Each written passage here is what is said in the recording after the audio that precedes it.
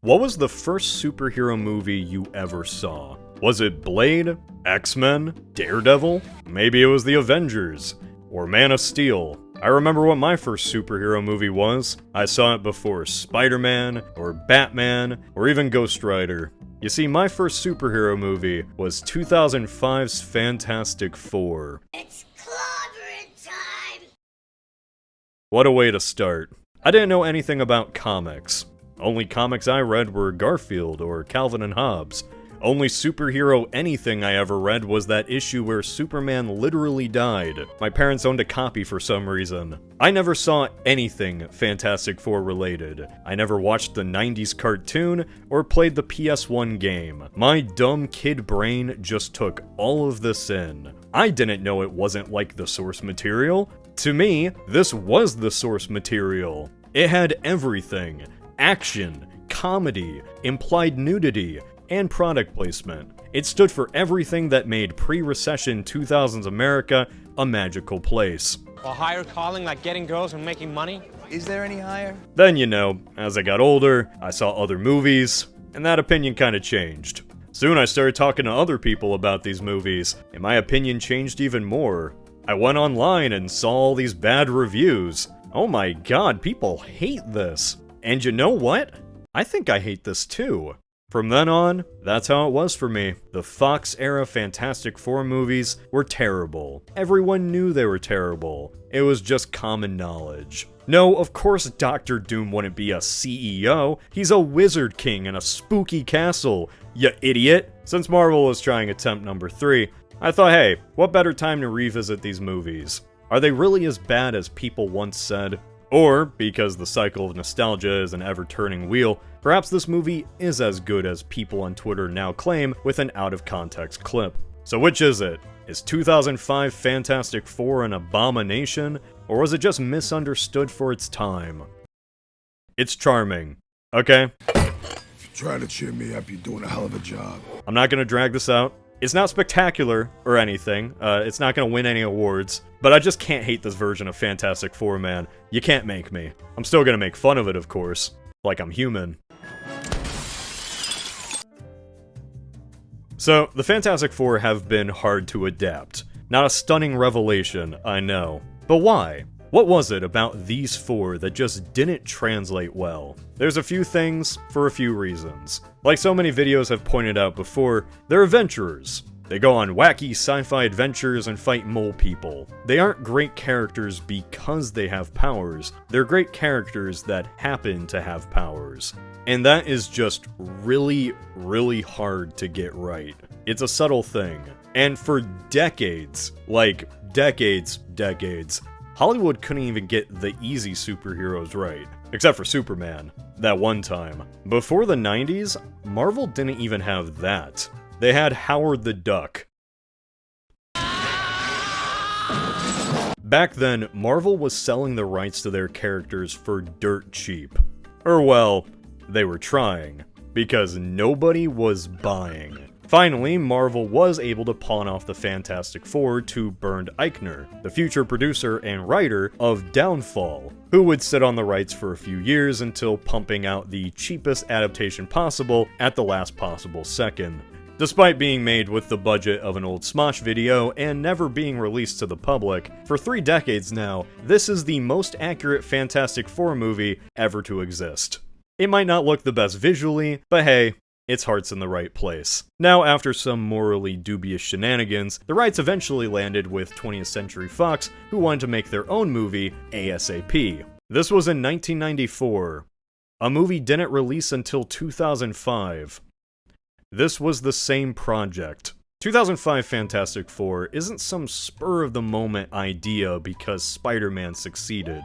It is actually the end product of a decade of behind-the-scenes dilly-dallying. Fox originally planned on having Chris Columbus write and direct, so perhaps we would have gotten something more in line with Home Alone, the first 2 Harry Potter movies, or you know, Pixels. But he dropped out. A new director came in, then they dropped out. New writers came in. But Fox just wasn't happy with their direction, and around they all went on this circus carousel for 10 entire years. Some drafts were 3-hour-long epics, others were 1960 throwbacks, and just Fox wasn't interested in any of that. They wanted a more contemporary vision, a more radical, modern Fantastic Four. Keep in mind, this was the late 90s. This is when the biscuits were limp, when the Goofy movies were extremely goofy. The Fantastic Four were old-fashioned, in the past. We were about to have a new millennium, baby. These four needed to change with the times. And after a couple more years, they finally figured that out. And so we got a Fantastic Four where the paparazzi were f***ing everywhere, and Johnny Storm was really into motocross. Holy shit, I just love motocross! You know what I think of when it comes to 2005 Fantastic Four? It isn't the plot or the characters. Hell, it isn't even the clobbering. No, what I first imagine is an Xbox. Like the original Xbox. This is for me the most mid-2000s movie that ever existed. When I imagine 2005, I will not lie, Johnny Storm crashing into that Burger King ad shows up more often than not. My 2005 memories go like my house in the middle of a field, Pokemon Emerald, King Kong being everywhere, and then Johnny Storm saying flame on. Congratulations, Burger King, you won marketing. Fantastic Four Amazon cash cards. I can't even recall my childhood memories anymore. I only remember the Whopper. Fantastic Four is probably the most bright of the 2000 superhero movies. It's mainly comedic, whimsical even, kind of like a big cartoon. But not like that one. Like, when the fire truck is about to hit Ben, the fire dog covers his eyes. That's incredible. I dare modern Hollywood to be so bold. There's just this innocence to the whole movie that can also be interpreted as brain dead. Is it brain dead? Yeah, but so was the rest of 2005. Stryker, dude, you seriously gotta pick me for the Video Game Awards special Ultimate Gamer, man. I'm not gonna let you down. I'm gonna kick everybody's ass at the games. You know it, Stryker. Just pick me, come on. We really have two vibes competing throughout the entire movie, where the energy of the time seeps through a pretty standard family-friendly comic book atmosphere. Don't do drugs. TV and paparazzi are a dominant force. They're almost a villain in themselves that not even the great Reed Richards can understand. The press basically drives Victor Von Doom insane. They are so crazy that in the next movie, Sue wants to just give up the whole superhero thing to escape these people. Being celebrities is a core trait to the Fantastic Four, so I kinda love how these characters and the time period sort of just fit together when it comes to that. When I really think about Fantastic Four though, I don't just think of the tone. I think of what sets the tone. And nothing sets the tone better than music. I love the Fantastic Four theme, okay? It's truly a shame that this theme was relegated to the dustbin of history. It's a theme so good, I cannot ever imagine another theme being associated with the Fantastic Four. And then, you know, the new one came out and,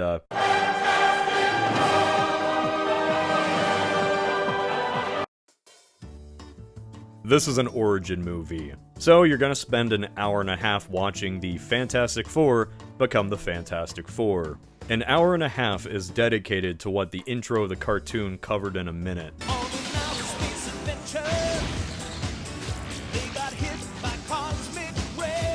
Four people go into space, get hit with cosmic rays, get superpowers. There you go. Ben's super strong now.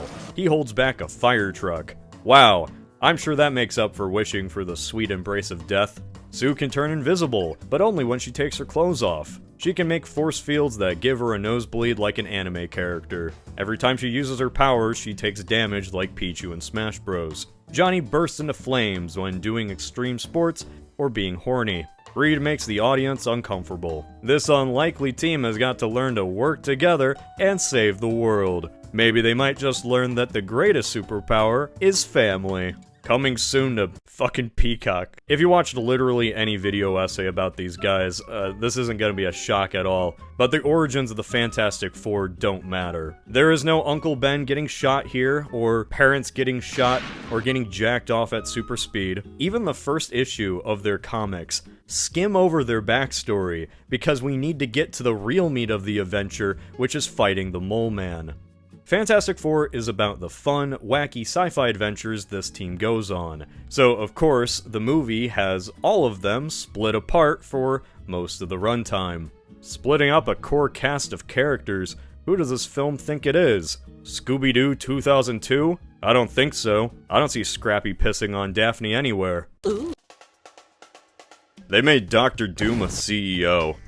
Man, that's hilarious. A common issue in comic book movies is adapting the, I don't know, unhinged elements of these things. Like, audiences were still new to everything in the 2000s. Goblin had to look like a Power Ranger instead of a wacky green ghoul. These movies were made to be palatable for someone born in 1972. So, like, I get it. I get why they were apprehensive about having the villain of these New York celebrities be some metal wizard in his spooky East Europe castle. How much runtime is needed to explain he's both a genius in tech and in magic? Yes, magic is real, and also this guy makes robot duplicates of himself. Probably would have killed Grandma. Dr. Doom is the definitive comic book character. He's a bit much, a bit theatrical. Surrender! Doom does not surrender. But there's a reason he's so beloved. He's got a tragically dark backstory, which adds layers to his motivations. He's capable, intelligent, and the perfect villain to the fore. Yet it also takes so much time to set that up properly. What the fuck is Latveria? Why does this guy hate Reed? Why does he wear a mask? And they just didn't have the runtime for that. They needed to waste time showing how they got blasted by the sun. I can just imagine that in the writers' minds, corners had to be cut. This was a Fantastic Four movie after all, not a Doom movie. So what were they to do? Shit, just make him Norman Osborn. Oh, okay. Dr. Doom in this is the Green Goblin. Just without Willem Dafoe, the manic goblin energy. Back to formula. Or, well, anything good about that character at all.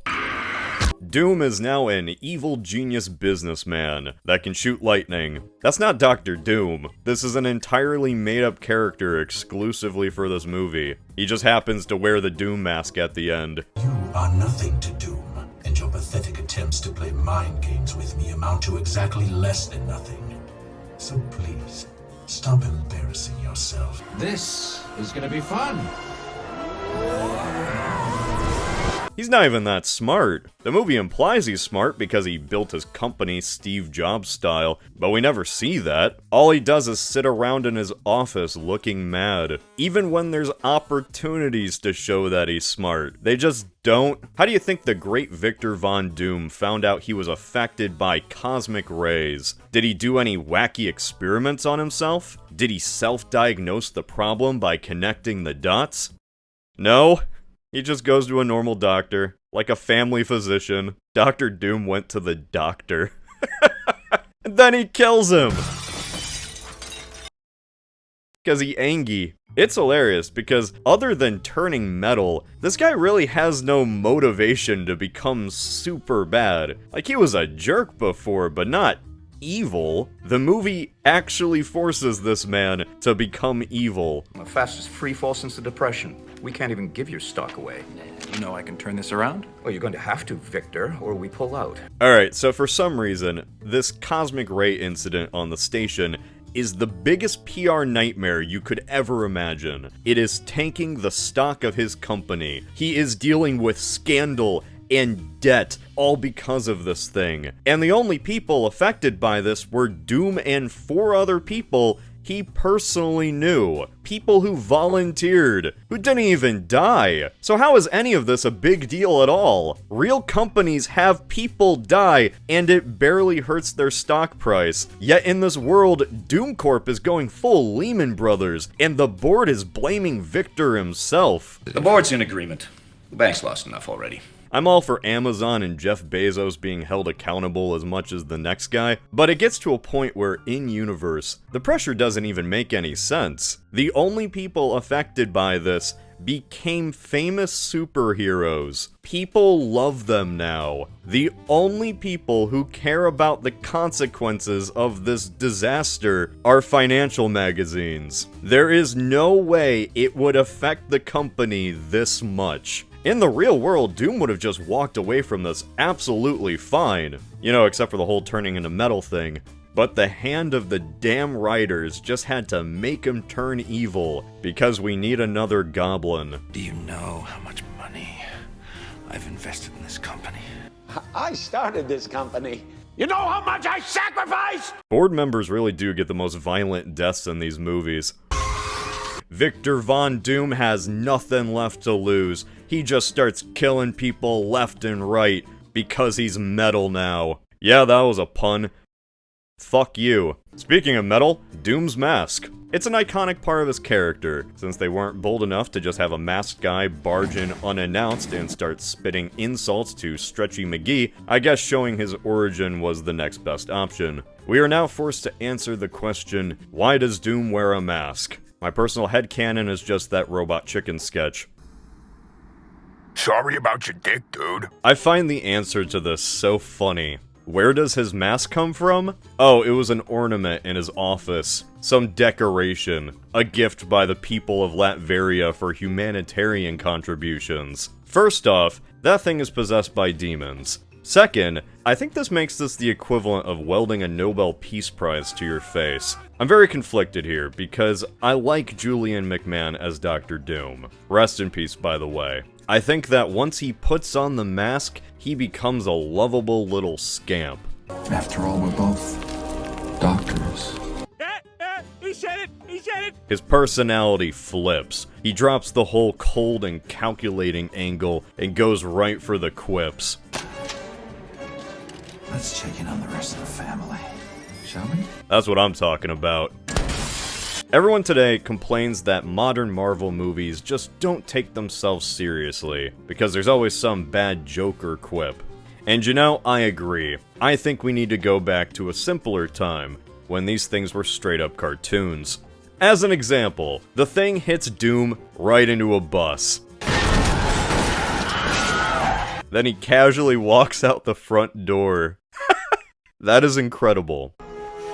Doom is just spooky Electro. He doesn't use any wacky gadgets, no Doombots, no Doom hickeys. All he's got is some lightning powers and a fucking rocket launcher. Ah yes, how could I forget Doom's best asset, his Javelin missile. Hot take here, the mid-2000s comic movie didn't know how to adapt Dr. Doom. Back off. Susan, let's not fight. No, let's. One of the biggest problems people have with this movie is Dr. Doom. And I get it. You don't want a character done wrong. Yet in retrospect, like come on, you are expecting too much of this movie. Could have been worse. This is not an excuse. I am not saying this is a good decision, or saying you need to like this. What I am saying is that we were just never going to get a proper Dr. Doom in this movie. It was beyond this film's capability, like telling a toddler to land a plane. Doom has so many things going on, that even to this day, Hollywood still has difficulty adapting him. Does this mean that Dr. Doom is unadaptable? No, of course not. If you took the time, you could make this character work. The problem here, though, is that once again, time is not on Marvel's side. So they're slapping Robert Downey Jr.'s face right onto Doom because Marvel doesn't know how else to sell this character to the general audience. Now, perhaps Downey isn't playing Doom, and this whole thing is just one big fake out to explain why he's back on set. Or I'm just coping. My point here is that even after 20 years of building up the MCU, Marvel still doesn't have the balls to have a proper Dr. Doom. You know, this movie has a lot of problems, but I'm not gonna hark on it too much for not doing a proper Dr. Doom. Give him electrical powers. Sure, whatever. Have a Latveria Easter egg for the two nerds that knew what the hell that was in 2005. Ship him off at the end, Madagascar style. Spoilers, Rise of the Silver Surfer is a better movie. Anytime I see people go, this is the best Fantastic Four we got, 1, it's a low bar, and 2, it's usually because they're thinking of the sequel, the one where things actually happen. The Fantastic Four is a team of adventurers. It's nice when they do the adventures. It is not nice when they spend most of the runtime locked inside a New York apartment trying to cure themselves of being interesting. We all know how this is gonna end. They're gonna accept their powers. I would be shocked if the Fantastic Four movie ended with them unfantasticking themselves. Maybe I'm being too harsh though. The powers aren't really the main point here. The main point of these four being crammed together is so they can learn to get along, and soon, become a family. Too bad it's poorly executed. Strangers learning to become friends isn't exactly a groundbreaking concept, but typically when it's done in other movies, usually the characters actually interact with one another. In that first movie, these four really don't. Not that much. Like, even in Quarantine, they had to actually reshoot scenes because while editing, Fox realized, oh shit, these people don't talk to each other at all. And when they do speak, they're usually fighting. That's why Ben and Johnny here are the absolute standouts. Bickering is what Ben and Johnny do. It doesn't work as well when Sue and Reed are being passive-aggressive and awkward. Stretching powers are so hard to pull off in live action. It is an ability that thrives in cartoons and comics, but imagine a real man doing this. If you saw someone right in front of you doing half the shit Luffy did, could your brain even process that as real? It's something that no matter how much budget goes into the effect, it's always gonna look a little wonky, because that is not how the body is supposed to move. Considering how old this movie is, I will say, the stretching powers could have looked a whole lot worse. Director Tim Story at least knew the limitations of the effect and how to frame around it. Helps with the uncanniness. Yet here's the thing, being stretchy is just a small part of Reed Richards. Reed isn't a good character because he can stretch any part of his body. Well, I've always found him to be a little limp. Tons of characters stretch. Plastic Man, Miss Marvel, Luffy, Jake the Dog. But there is only one Mr. Fantastic. And that's because what makes Reed Mr. Fantastic is his brain. He's the smartest guy in the world, generally speaking. He's smarter than Tony Stark, he can invent anything, do anything, travel across universes, create a council of himself that most people only know from fucking Rick and Morty. Reed Richards is one of the most fascinating characters in all of comics. And while this movie is for the most part perfectly acceptable and pretty average, its absolute greatest sin is that it completely botches him. At least Dr. Doom got to be a goofball, so that was kind of funny. Here, Reed Richards, our main character, is just so lame. Reed is smart. Therefore, Reed is a nerd. That's his core trait. Socially inept, awkward, he's like Jimmy Neutron saying sodium chloride instead of salt. People know what fucking sodium chloride is, Jimmy. Say salt like a human being with a soul, you godless piece of shit. Throughout this entire movie, Reed just says things, all to remind people that he is the smartest guy in the room. Step up this protocol Every 4 hours, yes. We know what we're doing. It's that cliche where his genius is just on such another level, he can't even properly communicate with normal people. There were a lot of variables to consider. No, there weren't. There was you and me.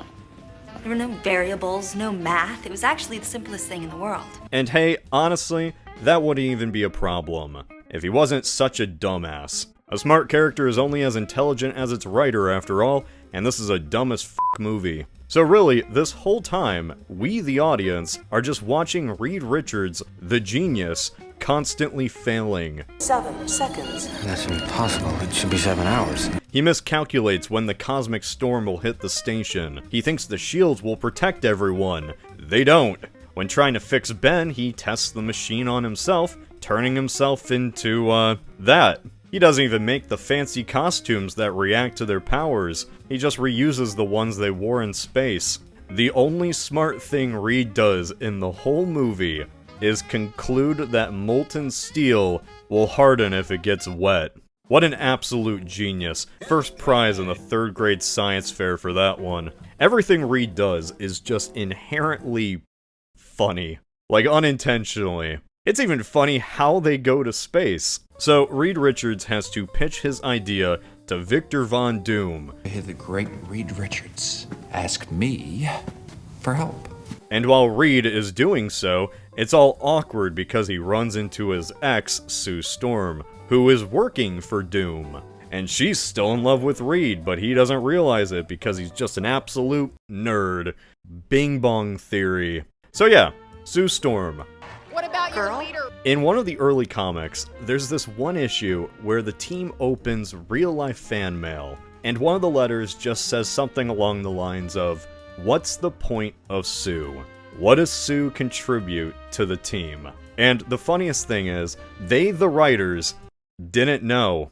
There was once a time when Sue's only power was being the invisible girl. That was it. Like the ever-elusive pet in a hot car, her greatest power was not being seen. Over the years, Marvel solved this problem with Sue by just buffing the shit out of her. Invisibility by itself is nothing, but if you include that with force fields, now we're talking. With force fields, Sue went from doing literally nothing to being able to block any attack. Hell, the sky's the limit if you're creative enough. She can do anything with these things. Use them as a platform to fly, keep a building from collapsing, create a small bubble inside of Dr. Doom to make his head explode. If you ever played Marvel Rivals, then you kinda get an idea of what Sue can do. And just like in Marvel Rivals, this movie too took Sue Storm and nerfed her. Her force fields really don't do a lot. They can't even knock Dr. Doom off his feet. Anytime she tries to do anything remotely powerful, her nose bleeds. While Sue being underpowered is understandable for the gang's first outing, Sue Storm is now just the sitcom mom, the responsible one. She'll complain that Johnny's irresponsible or Reed's annoying, and that's all she's mainly given to do. I mean, she's not wrong, Johnny is irresponsible and Reed is annoying, but she's given the cursed role of the female fun killer. Sue just exists to judge. She does like Ben though, but that's not saying much, everyone likes Ben. She also likes Victor Von Doom. Wait, what? Yeah, so at the start of the movie, Sue is with Victor. To what capacity? I don't really know. For one drink, because I have to meet Victor. Wouldn't want to keep Vic waiting. It is heavily implied that Victor and Sue are dating, like he proposes to her in the space station, but he never gets his answer because the cosmic Baja Blast happens. Rest of the movie goes by, Victor becomes Metal Electro, and you, the audience, just kind of assume that he and Sue mutually broke up because of everything. You'd assume that, right? Yet at the end, she tells Reed that her and Victor were just never a thing. Victor? You know, there is no me and Victor. Never was. What the fuck? Why did he propose? Why did he expect her to come to dinner? It seems like he thought they were dating. Her brother thought they were dating. Fuck, Reed thought they were dating. She even acts uncomfortable when Victor finds her looking at Reed's old scrapbook like her current BF would see her pining for an ex. But like, no? They don't have a relationship, I guess? I don't know. Who knows, maybe she wasn't even thinking about Reed here. Maybe she was just happy at the increase in hate crimes. Hi, future Cody here. So while I was editing, I was listening to the audio commentary, right? And on the official Blu-ray version, when it got to this part, they mentioned how there was originally a planetarium scene that they cut out. Apparently it repeated information and they wanted to save time. And I was like, okay, cool. Well, here's the funny thing. There are 2 versions of this movie online. There is the Blu-ray Disney Plus version that has Sue saying she was never with Doom, and then there's the Amazon version, which has the deleted planetarium scene. The planetarium scene is just far better, in every way. One, you can actually see Sue and Reed becoming a couple again. It's really cute. It actually helps with Reed's arc where he learns to become assertive. In the official movie, Sue just tells him to be a man and he just becomes a man. But in the planetarium scene, she does it in a tongue-in-cheek way, so it's like Reed's doing it for himself, not just because she told him to. Why didn't you say something? Reed. I'm saying it now. Most importantly though, it cuts out Sue saying she was never a thing with Doom. Though the new scene does have Mr. Fantastic doing the Chad face, so I guess it balances out. Hi, future Cody here. You know, rewatching the clip where she says there is no her and Victor, never was.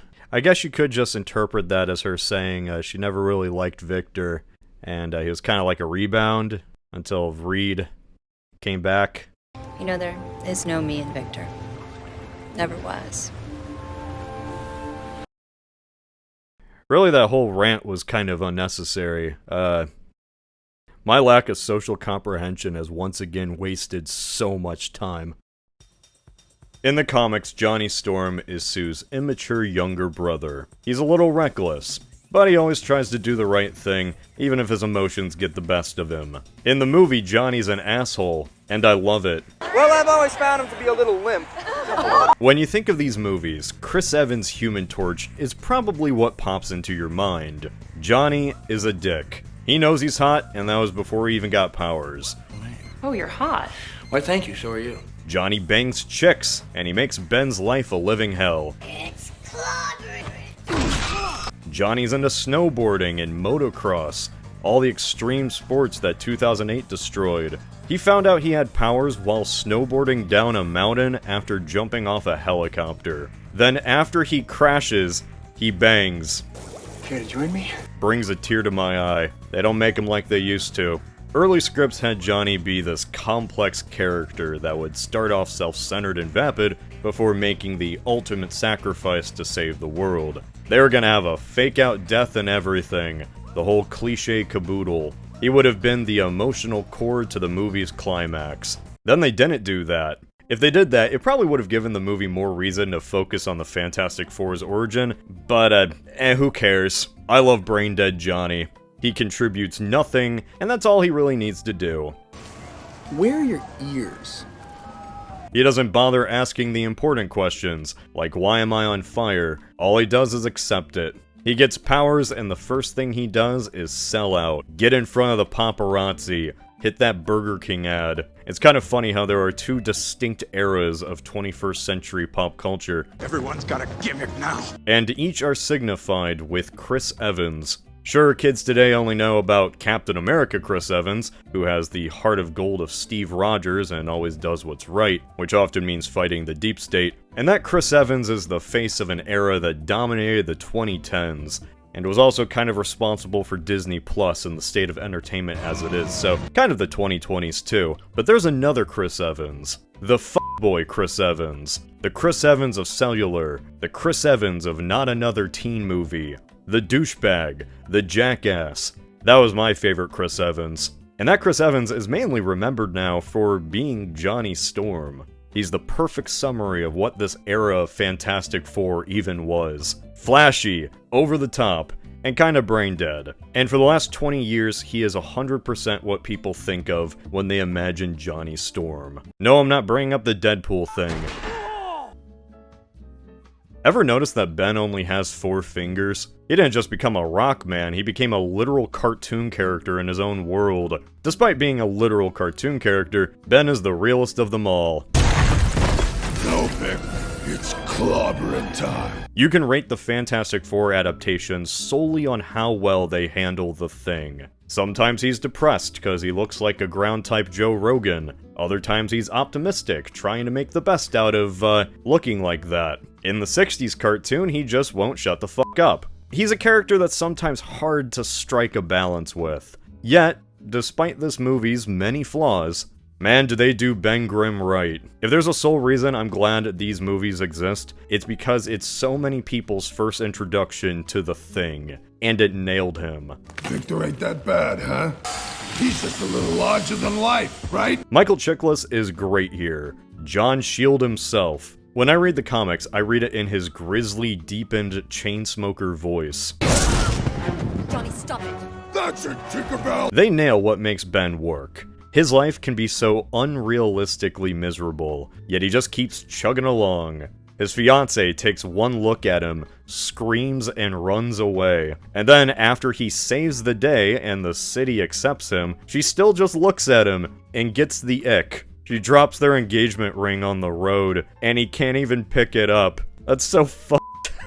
He can't eat food right because he'll eat the fork, and also he has 4 fingers, and then the only creature that doesn't judge him literally takes a shit on him. Johnny is being Johnny, so for the worst week of this man's life, Johnny is just reveling in his pain. Yeah, you think this is bad? You should have seen him before. Okay, now I'm gonna go kill him. Look at his poor face after Johnny steals his orange juice. What an awful existence. Still, Ben takes it in stride. He's just like, oh man, ah geez, what a shame. They kinda just speedrun his whole relationship with Alicia. She's blind, he's made of rocks. They're perfect for each other. So Doom tricks Ben into becoming normal again using this machine, right? But Ben realizes he got duped and turns himself back into the Thing. I like that. That's great. Small nitpick.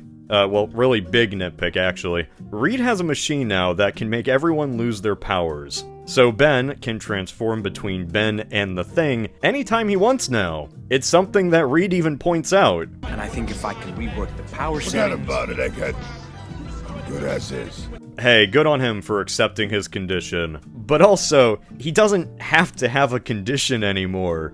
Being the Thing could just be his job. Say they gotta go battle some bad guy. Just jump into the machine. Then after work, jump back in.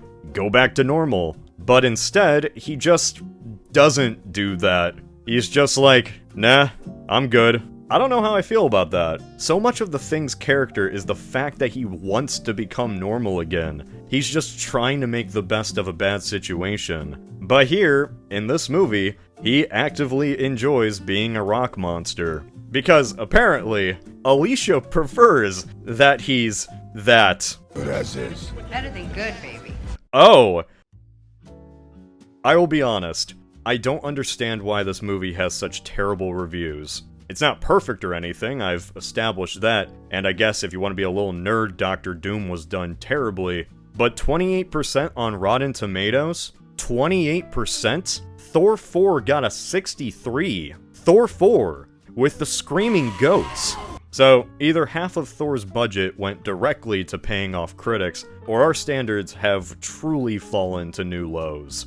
Have my standards fallen that low? I, the guy who defends Transformers 3 and unironically loves 2012? Are my standards that bad? Something to think about. I don't think that's all what's going on here. Oh no, this movie's biggest issue wasn't just Dr. Doom or a bland Mr. Fantastic. I think its main issue was timing. So, a year before this movie released, Spider-Man 2 came out. A few months later, Pixar dropped The Incredibles, a modern classic. A direct homage to the Fantastic Four. What I think gets often overlooked is that just a month before Fantastic Four premiered, there was Batman Begins. Batman Begins is a little more schlocky compared to The Dark Knight, but for the time, this was like a meteor to comic book movies. It felt like an art house film compared to, say, X-Men 2. In 2005, for some reason, there were just dark, gritty, realistic takes on superheroes. Batman Begins was what people craved. Then Fantastic Four came out a month later. It was colorful, silly, and lighthearted. Something that would fit right into comic book movies today, but that was not what audiences wanted at the time. This wasn't charming. This was dorky.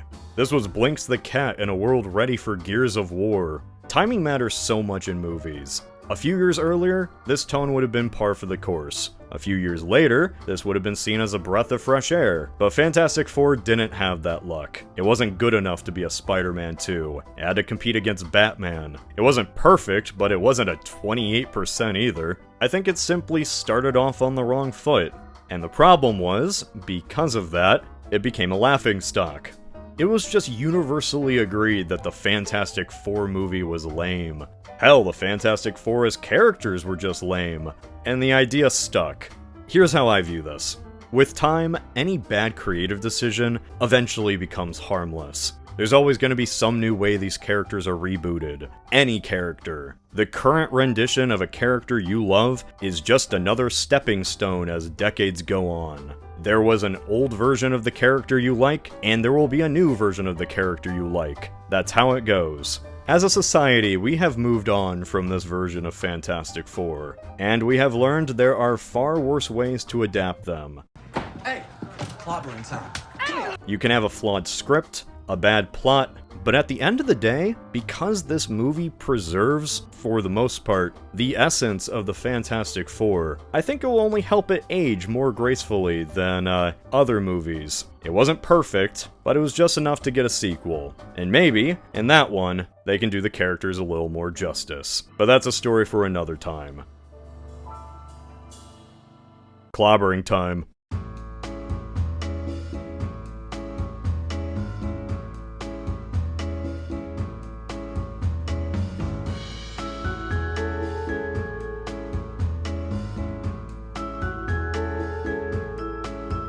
Well, I've always found him to be a little limp.